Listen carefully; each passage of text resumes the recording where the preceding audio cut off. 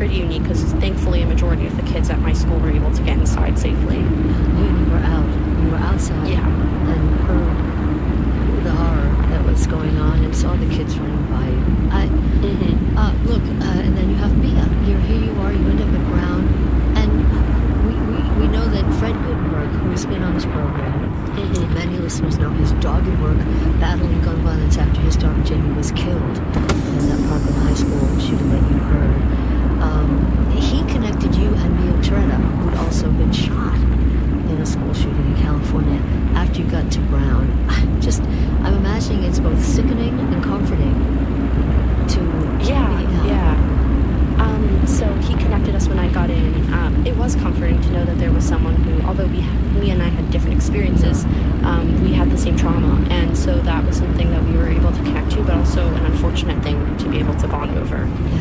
And have you spoken to her? I have. I texted with her to make sure she was okay, and she confirmed she was in her room and she was safe. So, we've both been really, really busy, but thankfully we're both okay.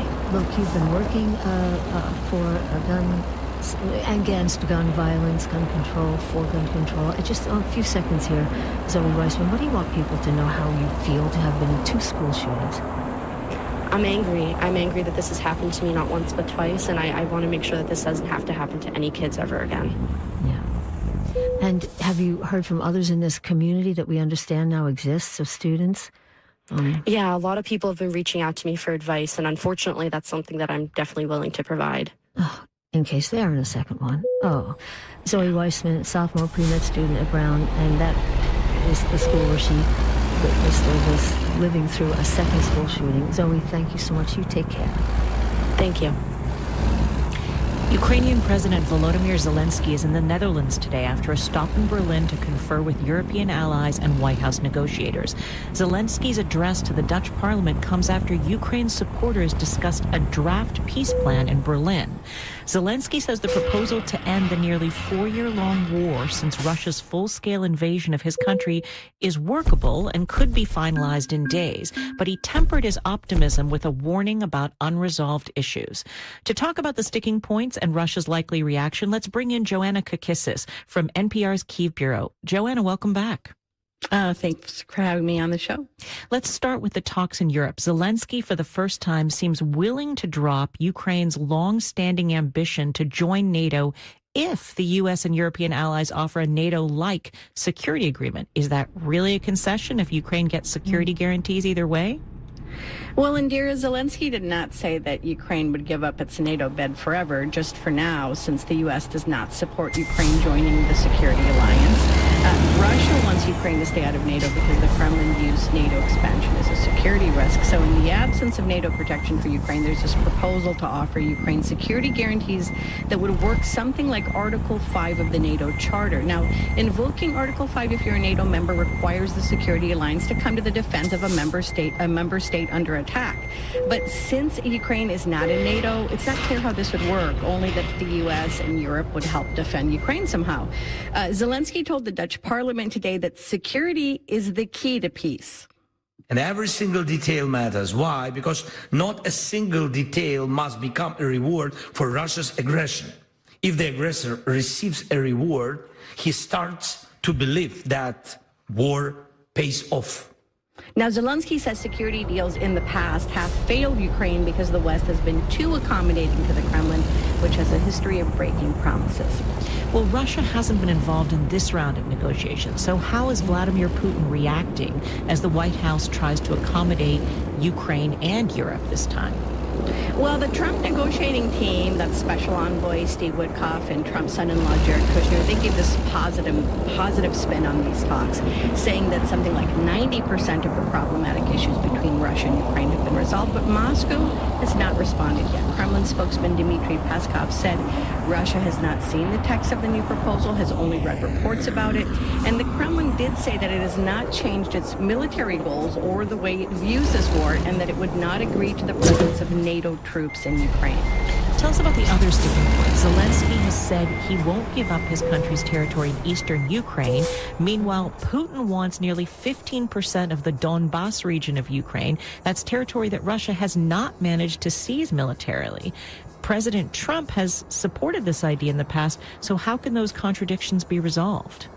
Well, Indira, right now it's not clear that these contradictions can be resolved unless one side gives in. I should say that public opinion polls here in Ukraine show that Ukrainians are strongly opposed to giving up territory in exchange.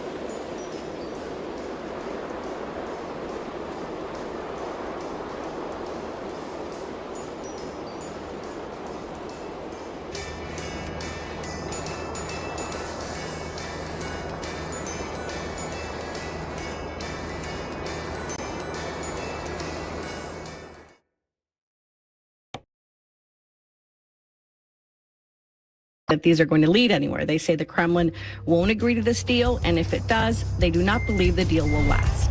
That's Joanna Kakissis from NPR's Kyiv Bureau. Joanna, thank you so much. You're welcome. It's Here and Now.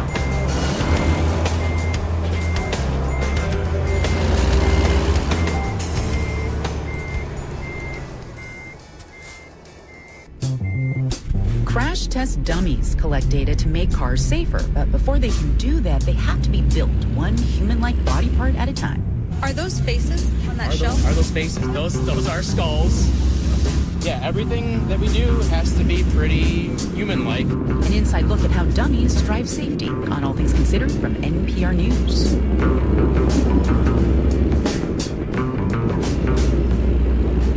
You can hear it today at 3.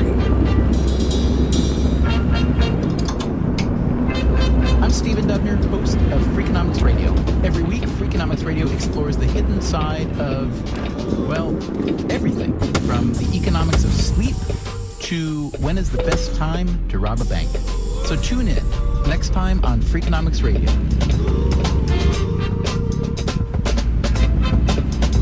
Freakonomics, Mondays at 9 p.m. on News 88.7. Support comes from Visit Galveston, presenting winter events across the island, including Holiday in the Gardens, Polar Express train ride, and attractions welcoming visitors during the holiday season. More information is available at visitgalveston.com. This service exists because of you. While you rely on local programs, NPR News, weather, and traffic, none of it's possible without your support. Make your tax-deductible year-end gift today at houstonpublicmedia.org/donate. Funding for Here and Now comes from the listeners of WBUR Boston and from Storyworth. Each week, Storyworth emails a loved one a question about their life. After a year, Storyworth will publish their stories and color photos into a book to keep for generations. Learn more at storyworth.com. It's Here and Now. President Trump is vowing to retaliate after a deadly attack on American military personnel in central Syria over the weekend. A lone gunman ambushed a U.S.-Syrian joint patrol near the historic city of Palmyra, killing 2 members of the Iowa National Guard and their American interpreter. Officials say the gunman was linked to the Islamic State, also known as ISIS. Syrian officials say he was slated for dismissal from their security forces due to his extremist views. These are the first U.S. casualties in Syria since dictator Bashar al-Assad was ousted from power by rebel forces a year ago, and a reminder that 1,000 U.S. troops are still stationed in Syria as its new government faces internal security threats. Joining us now to dig deeper on this story is Andrew Tabler, a senior fellow at the Washington Institute for Near East Policy, a specialist on Syria and U.S. strategy in the Middle East. He also served in the National Security Council during the first Trump administration. Andrew, thanks for joining us. Great being with you. So many listeners may have forgotten that the U.S. had troops in Syria. Remind us why and when U.S. forces were deployed there, and what are they still doing there?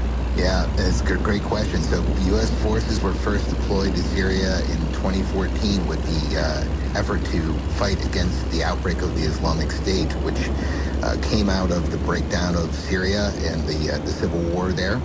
Those troops have remained with U.S. forces in the northeast supporting Kurdish-led Syrian Democratic Forces, and now elsewhere in support of President Ahmed al-Shara's government in Damascus. All right, well, authorities are still gathering details about the ambush and the gunman. Do you see this as an isolated incident from a lone wolf attacker, or is this a sign of the larger kind of regrowth of ISIS forces within Syria? It's a sign of the ongoing, I would say, ISIS activity in Syria. It ebbs and flows. It never goes completely away, mostly because the reasons for the civil war to start out with haven't dissipated. We still have a lot of economic ruin inside of the country. We still have a lot of ideology and extremism. And so it's not surprising these attacks by the Islamic State happen elsewhere in Syria, and even in the day after this tragic loss of life on the American side, there were attacks in Idlib province against Syrian forces. So unfortunately, the fight against the Islamic State hasn't ended. President Trump has vowed, quote, very serious retaliation for this attack. What might that look like? It really would depend. The quickest way to change any adversary's behavior is military force, but it has a shelf life. So this could be one-off missile strikes. These could be a raid by special forces. It could be all of the above. We just don't really know at the moment. One of the challenges with the Islamic State, and this incident in particular, is that these folks don't wear Islamic State insignia per se. In fact, many times, and in the case of this incident, they're disguised as members of other bodies, such as the Syrian Interior Ministry. And so basically, taking the fight to your enemy is hard. The U.S. has a lot of intelligence there. The matter is deploying it. I want to ask about Syria's President Ahmed al-Shara. He's condemned the attack.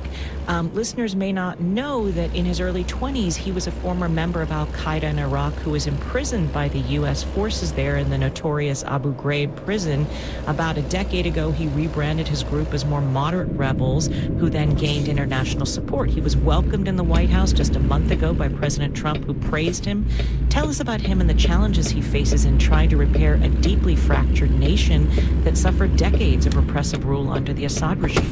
The challenges he faces are twofold in general. One is political. He doesn't control all of Syrian territory, and Syria is full of a number of minorities, such as Alawites, Christians, Druze, and Kurds, and all of these groups have certain concerns with his government, and that has caused armed groups that are with the minorities to refuse to lay down their arms until now. The other one is just economic. The country was destroyed by years of civil war and, frankly, international neglect of the problem, which led to one of the greatest refugee crises, certainly in the 21st century. And so basically he's now trying to rebuild the country.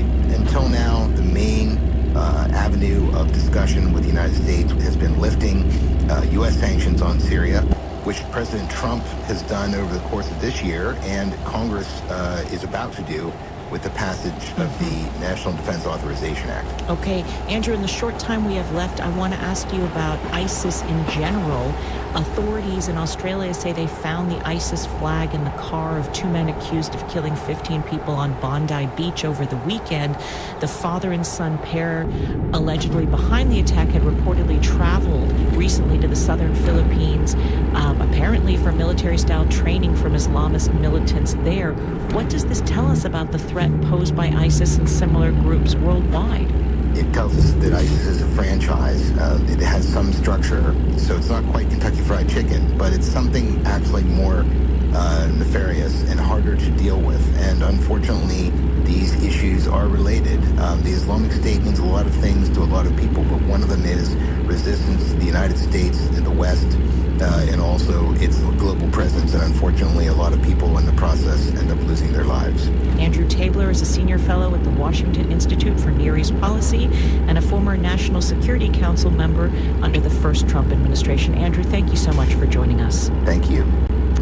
Well, breast cancer amongst men is rare but real. And now the Veterans Administration is making it harder for male veterans with breast cancer to get care and disability benefits.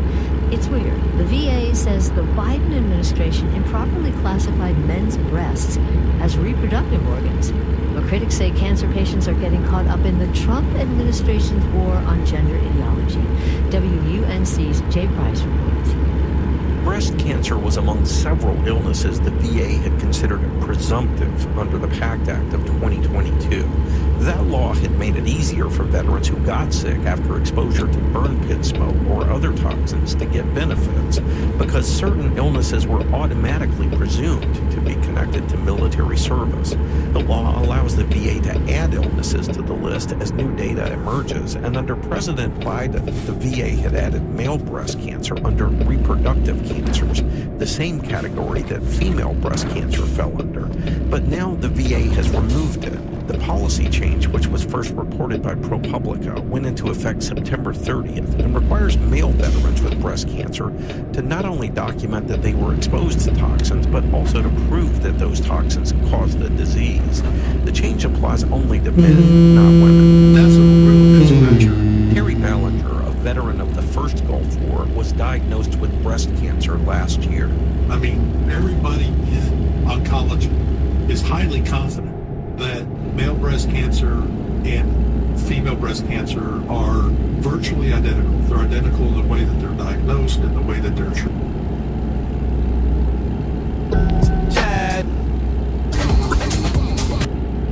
Even if you're better off alone.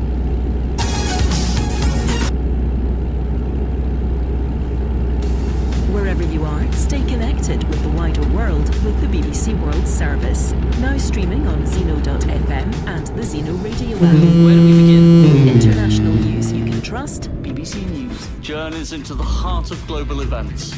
And voices from around the globe. The whole region is in the grip of a severe water crisis, and I am here to find out why. The BBC World Service, right here on Zeno.fm and the Zeno Radio app. Home of the old school. Old school. Back in the day. With new school hip-hop and R&B. I get to hear the new as well as the old school. To be a guest, call 610-707-2346. Listen worldwide at 351-999-5225. Download the mobile app and visit our website at downtownhopradio.com. DJ Wallow Archer is in the mix. For bookings, call 610-707-2346. DJ Wallow Archer is in the mix. For bookings, call 610-707-2346. Hi, this is author Ramela Vaughn from Dallas, Texas, and you are listening to the Real Rap Radio Show with Wallow Archer.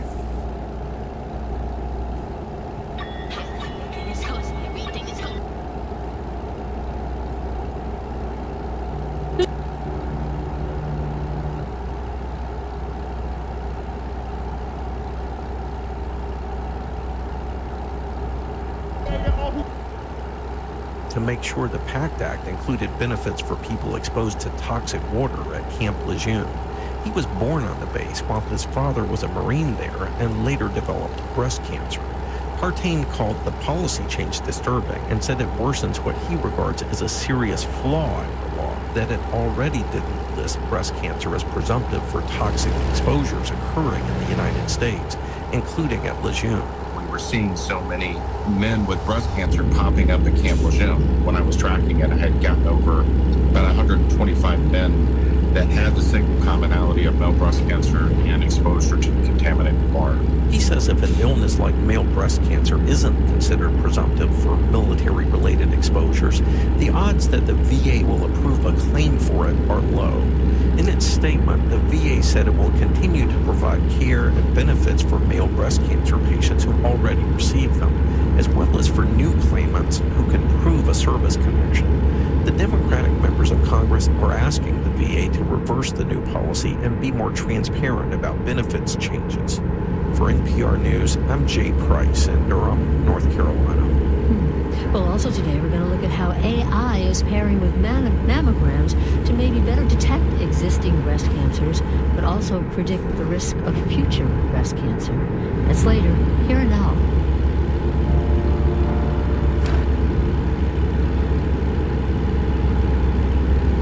Live from NPR News in Boston, I'm Josie Guarino. Los Angeles police say they are set to present their case to prosecutors for potential charges against Nick Reiner, who was arrested on suspicion of murdering his parents, Hollywood director Rob Reiner and Michelle Singer Reiner. Both victims were found dead in their LA home on Sunday. Rob Reiner was a celebrated actor and director, and Michelle Singer Reiner was a photographer, an LGBTQ+ rights advocate. Australia's Prime Minister Anthony Albanese says the two gunmen behind the mass shooting at a Jewish celebration in Sydney were motivated by Islamic State ideology. Investigators say police found 2 Islamic State flags and some explosive devices in the suspect's car. At least 15 people died in Sunday's massacre during the Hanukkah celebration at Sydney's Bondi Beach. Employers in the U.S. added 64,000 jobs in November, mostly in healthcare and the construction industries, and the unemployment rate rose to 4.6%, up from 4.4% in September. The Labor Department report was initially scheduled to come out earlier this month, but was delayed because of the 6-week federal shutdown that postponed job tallies for both October and November. All in all, the data show the labor market is cooling. This is Here and Now.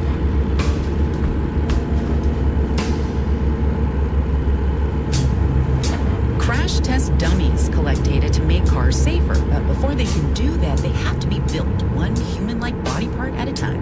Are those faces on that shelf? Are those faces? Those are skulls.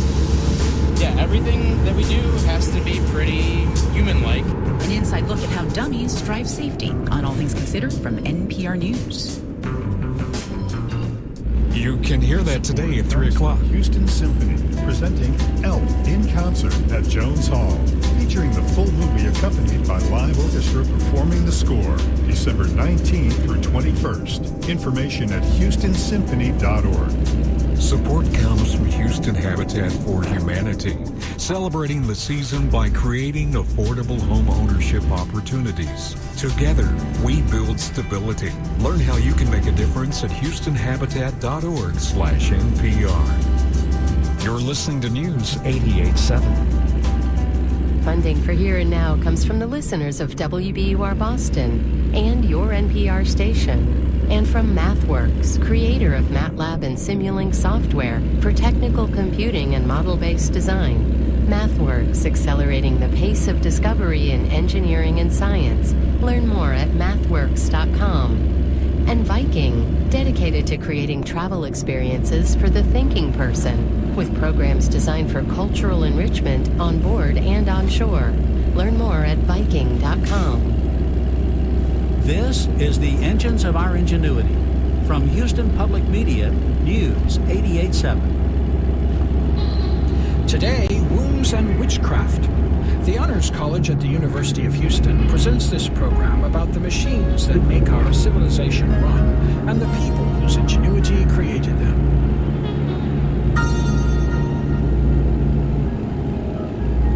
I'm looking at a medical pamphlet written in 1603, when Shakespeare was about 39 years old. It's written by a doctor named Edward Jordan. The pamphlet describes a disease that was thought to be fairly common at the time, but 2 things really grabbed my attention. First, it's written in English, not Latin, as serious medical works were in those days. Second, it has a tone of great urgency, because the lives of women are quite literally at stake. Jordan almost making the public aware of a condition that afflicts women of all ages, according to the medicine of the time. In English, it's called suffocation of the mother or suffocation of the womb. In the 1700s, most of its symptoms would later be regrouped under the term hysteria. A prime symptom of this malady is a choking or suffocating sensation, from which it derives its name. But more importantly, this disease causes unexplainable seizures, mood swings, and deliriums. And here's the point Jordan drives home repeatedly. Some people take the seizures and other abnormal behaviors as proof that the patient is bewitched or possessed by the devil. Suffocation of the womb is an ancient notion. It first appears in the Greek medical writings attributed to Hippocrates. There it's said to be caused by the womb literally shifting around in the body and attaching itself to other organs. Later ancient medicine would deny that the womb wanders, but still held that the uterus was the cause of fits and seizures on account of its retaining corrupt material. Jordan cites ancient and other sources at length as he tries to inform his reader about the real nature and course of this disease. This pamphlet moves me because it's written in the same century that would see the most notorious witch trials, exorcisms, and executions across Europe, and even in North America. Jordan offers a point-by-point comparison of alleged signs of demonic possession with symptoms of this disease. These include insensitivity to pricking or burning, mysterious convulsions and contractions, eating disorders, or seizures triggered in the presence of a particular person. All of these, Jordan argues, are completely natural phenomena explainable by this illness.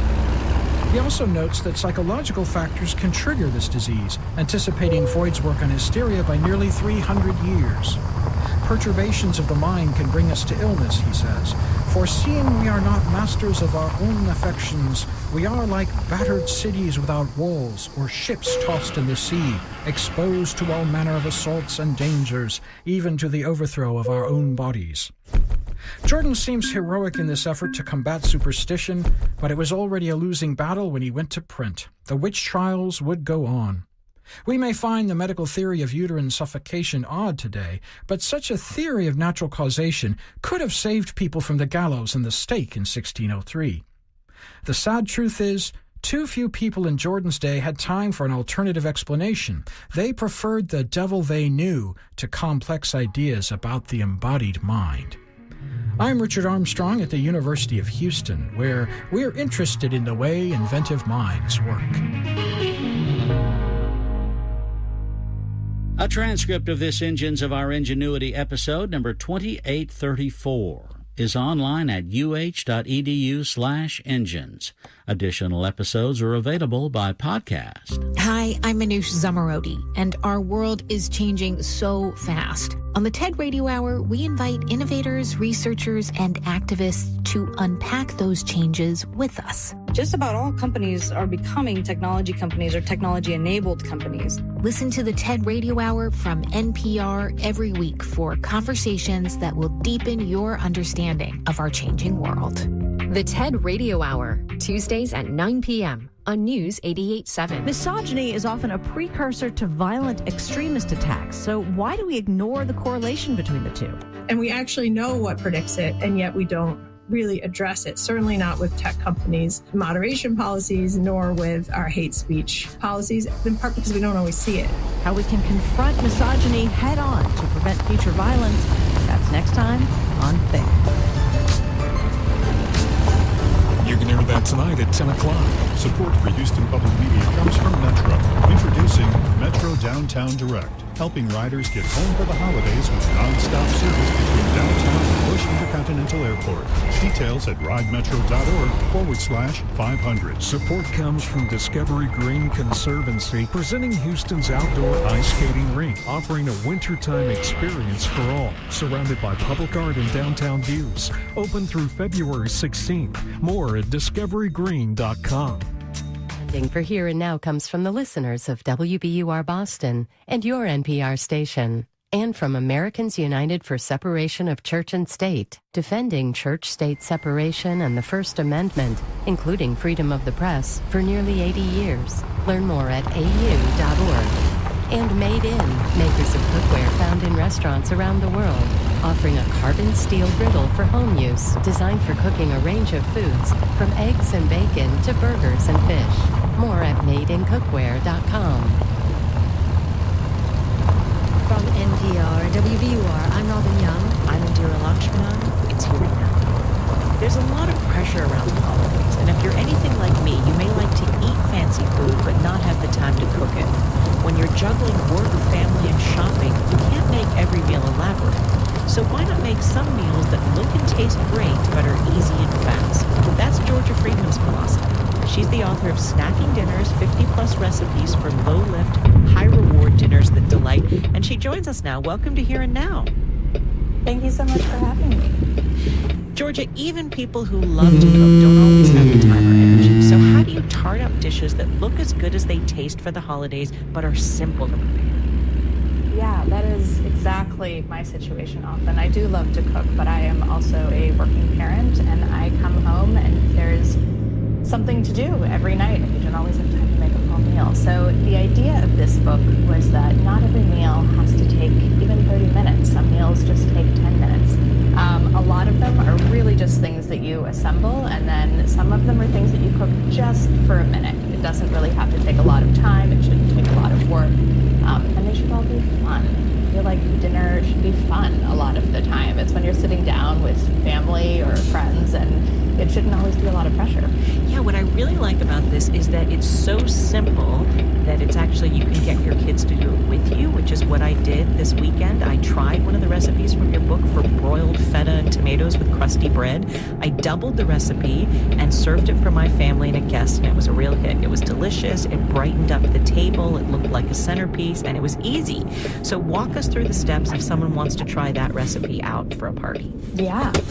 It's sort of a take on a viral recipe from a couple of years ago where people were putting tomatoes and feta and roasting it, and then they would ruin this beautiful presentation by dumping pasta into it. And so I thought, why don't we just stop with that portion of it and have a beautiful meal instead and eat it with bread? So you put it under the broiler, you just wait until it's nice and golden, and all of the vegetables around the outside sort of soften and their juices come out, and then you slice up some baguette while you're waiting for it to cook, and you just eat it as bites. One of the cheats you talk about is using frozen puff pastry, and our producer Ashley tried your recipe for squash tart with bacon and Gruyere cheese, and she liked it so much that she saved me a piece. So tell us about how you use frozen pastry to make a dish feel special, even if it's simple to make. Yeah, that's one from my newsletter, because once I started on Snacking Dinners, I couldn't let go. I just had to keep doing them. And puff pastry is such a wonderful ingredient. It comes at pretty much any grocery store. You set it out on the counter, wait for it to thaw a little bit, and then you can roll it out with a rolling pin to make it slightly larger. And then you can put pretty much anything you want on top and put it in the oven. And after it bakes and you cut it up, it looks like really fun party food, or like something that would be passed around as an hors d'oeuvre, or you can just have it all to yourself, which is fun. I've done it with tomatoes, a little bit of cheese, a little bit of basil, and it can just go in the oven. Yeah, I think you could also do endless variations on this, like almost like an open face quiche type thing. You could do a Lorraine, you could do spinach. I think you could do a lot of different things. You also have a green bean recipe that looks pretty festive for the holidays. Tell us a little about that. Oh yeah, I don't know that I'd call that a snacking dinner, but it is a fun cheat for getting a vegetable on the table on the holidays, and it's one that I do. And because green beans are naturally already the color of Christmas, if you just blanch them quickly, which is just cooking them really fast in hot water, bring your pot up to a boil with a bunch of salt in it, like a really good pinch, throw the green beans in, wait for them to sort of darken in color. Some, if they're really thick beans, they might take a little longer, but it doesn't take more than a couple minutes. And then either drain them or pull them out with tongs, a little bit of olive oil, a little bit of salt, and then you put pomegranate seeds on top. So then you've got the red. So if you're going for like a proper Christmas dinner with all the sort of festive feeling to it, you automatically have green and red on the table, and all you've done is add these little jewel-like pomegranate seeds that are so delicious. I love love it. Yeah. It reminds me of kind of like, Christmas greens with little red ornaments. And I was also thinking it would be great to add some pinoli nuts on top, and that would make it even cooler, I think. All right, what are you making for your own holiday gatherings this year? Do you have any inspiration for us? I'm going a little bit elaborate because I'm hosting my mom's and my aunt and my cousins. All right, forget that. Tell us about the easy ones. If some friends stop by, neighbors stop by, and suddenly you have to do a quick holiday gathering. Well, there's a meal that I love to make that is great for having people over that actually would work really well for a easy Christmas if I was only cooking for like 4 people. And that is to just do some steak on the stove. Steak is really, really easy.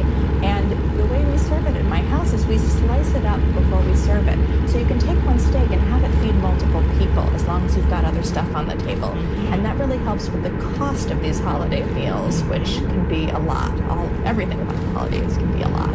So what I would do is I would quickly boil some baby potatoes because they cook so quickly. Throw them in a bowl with some butter and maybe some chopped fresh herbs, and cook the green beans like we just talked about.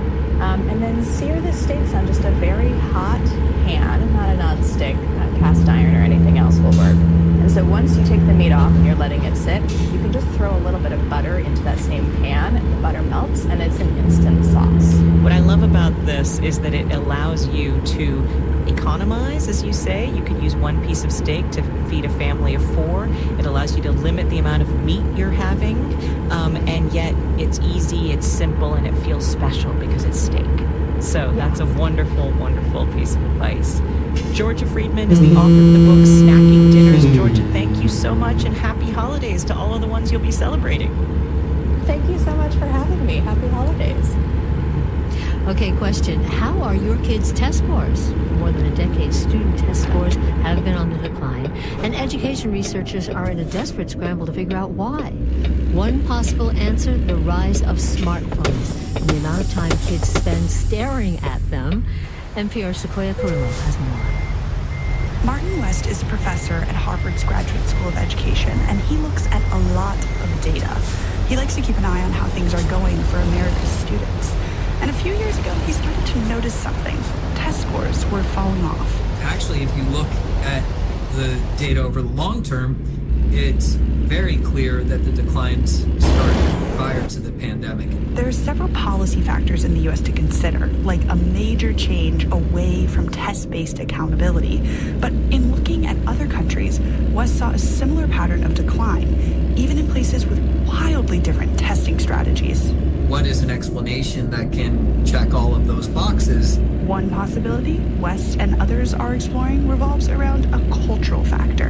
I'm 55 years old, and when my phone buzzes in my pocket, I have to resist the temptation to look at that text, right? Now, imagine you're a 14-year-old. David Figlio, a professor of economics at the University of Rochester, says this may be one of the culprits. If we have these extremely addictive devices on our person 24 hours a day or near us 24 hours a day, it stands to reason that this has to be one of the contributing factors. Banning cell phones in schools has become a popular and bipartisan approach.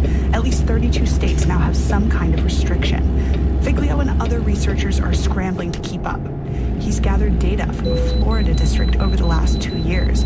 He says it's still too early to draw conclusions, but similar projects are underway around the country. It's important for us to slow down, look at what the research is really saying about the impacts of cell phones on learning and well-being. That's Kathy Doe, a researcher at UCLA's School of Education. She recently released one of the first national surveys on the impact of cell phone bans. Oftentimes these policy decisions are ahead of the science on this issue, especially looking at the impact of cell phone bans in schools, like the actual policies themselves. Her survey focused on the need for building healthy digital habits and how cell phones are a distraction when not used intentionally for instruction. But in some classrooms, phones can be a learning tool. It's more nuanced. It's not all bad. She says schools shouldn't be afraid to reimagine or change their policies as more research comes out.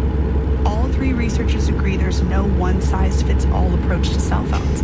And as much as House legislators may want this to be a quick fix, the researchers say it's still too early to tell. Sequoia Carrillo, NPR News. And remember, if this is a problem for you, kids don't do what you say, they do what you do. You're listening to Here Now.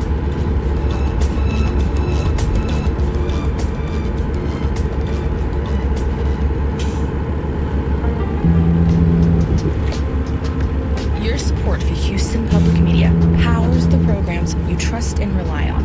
And your employer may help your contribution go even further.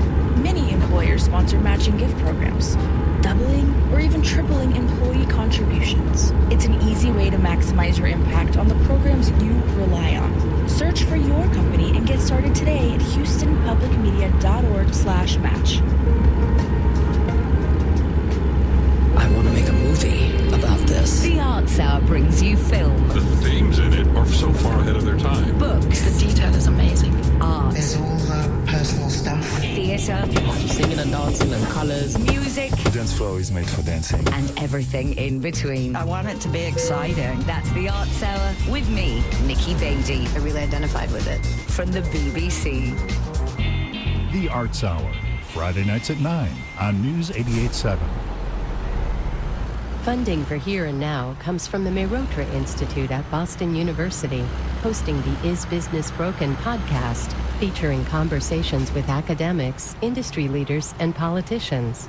More at ibms.bu.edu. And City Space Productions, WBUR's creative studio for custom podcasts that tell a brand's story, to ignite engagement, reach new audiences, or enhance customer connections. WBUR.org/creative studio. It's Here and Now. If you go online to trumpaccounts.gov, you're going to see Tune In Live on December 17th, that's tomorrow, for more on those accounts Congress passed this summer. The stated goal is to jumpstart the American dream and give eligible babies born this year through 2028 $1,000 in an account to access when they're older. Then tech giants Michael and Susan Dell announced they'd expand the recipients to kids under 10 in zip codes where the median family income is below $150,000. Well, our next guest has been pushing for something similar. It's called baby bonds, although they aren't bonds, and they are aimed at reducing inequality. William Darity is a professor at Duke, considered one of the creators with fellow economist Derek Hamilton of these so-called baby bonds. Professor, welcome back, and explain how you see baby bonds as different from the Trump version. The idea of baby bonds is to provide every child with a birthright to financial capital in the United States. But the premise that we began with was the idea that the provision of trust accounts to newborn infants out of public funds should also include the important purpose of trying to address, at least in some modest way, the degree of wealth inequality in the United States. So you had a sliding scale, and we know the bill that was proposed. You worked with Senator Cory Booker and Congresswoman Ayanna Pressley on the so-called baby bond bill, and it would have proposed $1,000 for every child, much like the Trump account, but annual payments of as much as $2,000 for families living below the poverty line, and it would have been entirely government funded. And talk about the racial wealth inequality you were trying to get at. So the scope of racial wealth inequality in the United States is staggering. I think that the average black household has about 15 to 16 cents to the dollar of what average white households possess. And so if we had a sliding scale that adapted the amount to the child's parental wealth position, we could in some ways mitigate the degree of inequality generally across the entire population, but also to some modest degree with respect to racial inequality. And we should say this is historic racism that's created this situation, from everything from people of color not being able to get jobs or buy homes or get loans. I would actually say that the moment of origin is the denial of the formerly enslaved of the 40-acre land grants that they promised. At the same time, 1.5 million white families were given 160-acre land grants in the Western Territories under the Homestead Act of 1862. So I would argue that that's the beginning of the post-slavery racial wealth in the United States. And it's real. And we, of course, we acknowledge there are white children who live in poverty as well in this country. And this sliding scale idea would, of course, benefited them. But here's Michael Dell on CNBC earlier this month explaining the thinking behind the accounts and why he contributed. These accounts can be used when the child turns 18. It becomes like an IRA. They can use it for education, for starting a business, for buying a home, for starting a family, for continued savings. But Professor, I'm wondering, families can contribute up to $5,000 a year. It's not tax deductible, but they can contribute. And employers can contribute. How is that working against what your idea was?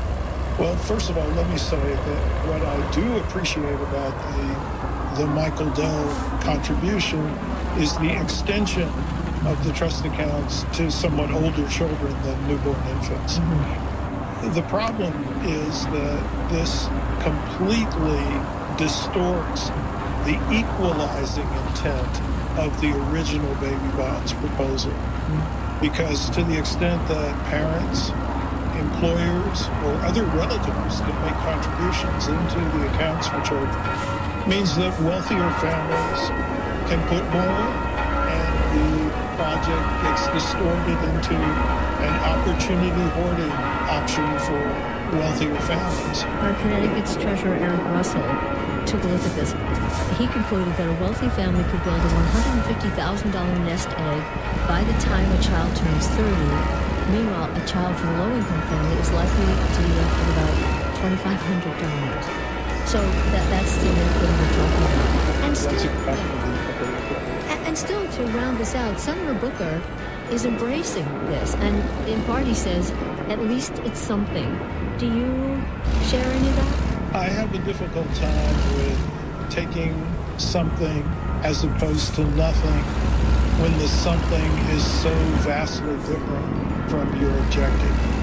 But I also can see the argument being made that once this is institutionalized, it could be modified later. In its present form, this is not the type of project that we envisioned when we created the baby bonds idea. William Darity, Professor of Public Policy, African and African American Studies, and Economics at Duke University. Professor William, thank you so much for joining us. Thank you for having me. And remember that tomorrow you can go to trumpaccounts.gov and apparently get more information. Here and Now is a production of NPR and WBUR. I'm Robin Young. I'm Indira Lakshmanan. It's Here and Now. Funding for Here and Now comes from the listeners of WBUR Boston and from Storyworth. Each week, Storyworth emails a loved one a question about their life. After a year, Storyworth will publish their stories and color photos into a book to keep for generations. Learn more at storyworth.com. You can't tackle life's big challenges if you let the little ones get you down. That's why Houston